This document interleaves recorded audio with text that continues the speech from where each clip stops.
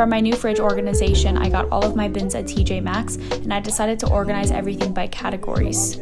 Each bin is dedicated to either fruits, veggies, dairy, or drinks, and I also got a Lazy Susan for condiments as well. I feel like when you have categories like this, you confine everything to one designated space and it makes everything look so much more organized. I also cut up fruits and veggies in these containers. I have a deli drawer down there dedicated to cheese and meats, and then any extra produce that's in containers already.